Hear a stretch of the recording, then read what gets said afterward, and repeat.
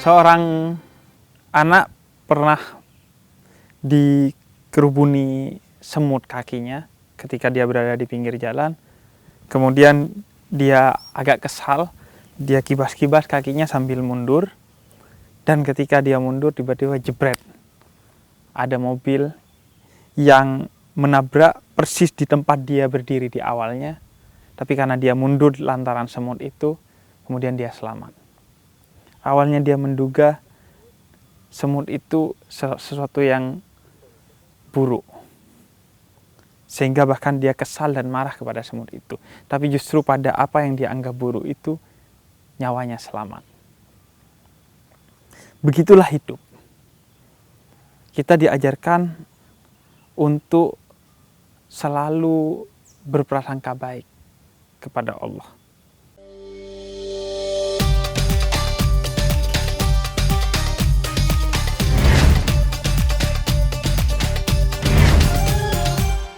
Assalamualaikum warahmatullahi wabarakatuh.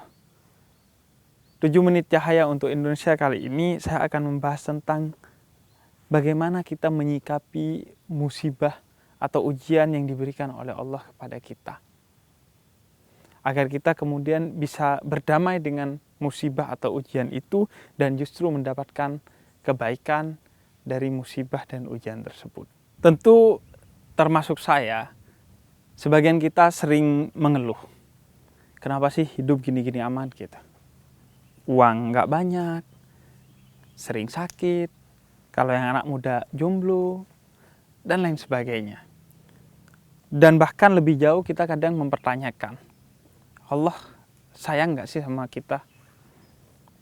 Bahkan sampai pada kenapa sih kita diciptakan kalau hidup kita susah begini? Maka perlu ada pemahaman baru bagi kita tentang bagaimana menyikapi ujian yang diberikan oleh Allah kepada kita. Yang pangkalnya adalah selalu berhusnudzon, berprasangka baik kepada semua yang Allah limpahkan kepada kita.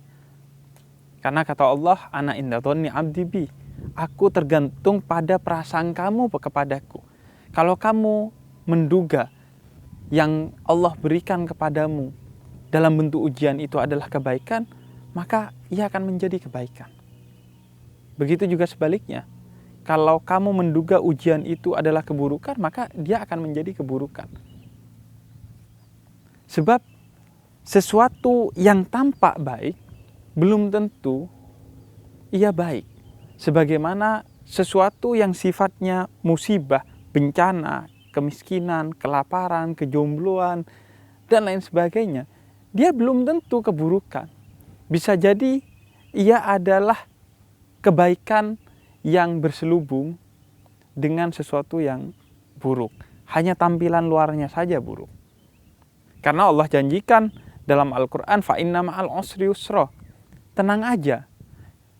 Karena dalam setiap kesulitan itu Allah titipkan bersamanya, bukan setelahnya, bahkan kebaikan. Misalnya, dengan rasa sakit, kita diajarkan oleh Allah untuk menjadi pribadi yang kuat.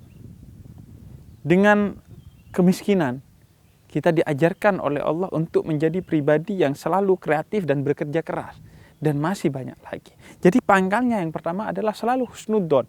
Allah kasih apa ke kita, kita duga bahwa ini ada kebaikan di dalamnya.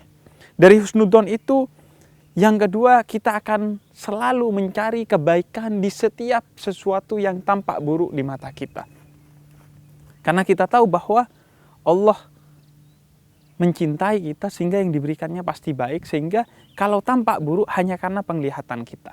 Maka yang kedua kita akan selalu mencari kebaikan di setiap musibah.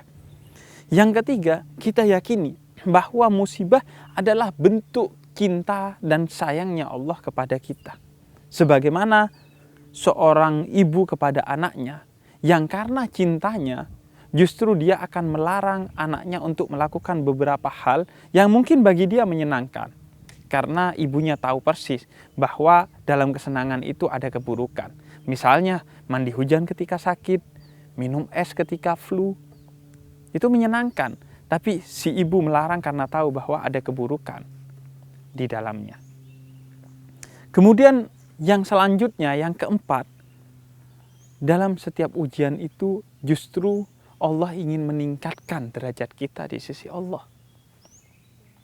Sebagaimana seorang anak yang mau naik dari satu kelas ke kelas lainnya, maka dia diberi ujian. Nah, karena itu setiap ujian itu justru adalah bentuk Allah ingin mengangkat derajat kita pada sisi yang lebih baik. Dan yang kelima, sekaligus yang terakhir, adalah pada ujian kadang itu cara Allah untuk menghapus dosa-dosa kita. Dengan rasa sakit, dengan kekurangan, dan lain sebagainya. Itu cara Allah untuk menghapus dosa, keburukan, dan lain sebagainya dari hal-hal yang negatif yang ada pada diri kita dan kita tidak kuasa menghapusnya, maka Allah turun tangan dengan memberikan ujian untuk menghapus. Pada akhirnya, ujian justru menggiring kita kepada satu hal yang sangat mulia, yaitu rasa sabar. Selamat berbuka puasa dan semoga puasa menjadi madrasah atau sekolah bagi kita untuk menjadi pribadi yang sabar, karena tidak ada keberuntungan yang lebih besar dari keberuntungan orang-orang yang bersabar.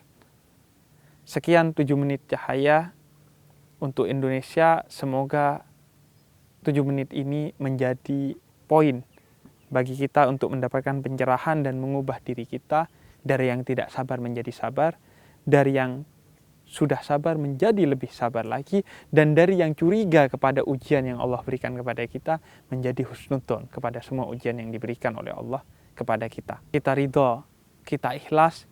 Inna sholati wa nusuki wa mahyaya wa mamati lillahi rabbil alamin. Hidup kita, mati kita, semua kita ikhlaskan untuk Allah. Yang kita miliki hanya kesabaran dan tawakal serta ridho atas semua ketentuan Allah. Wassalamualaikum warahmatullahi wabarakatuh.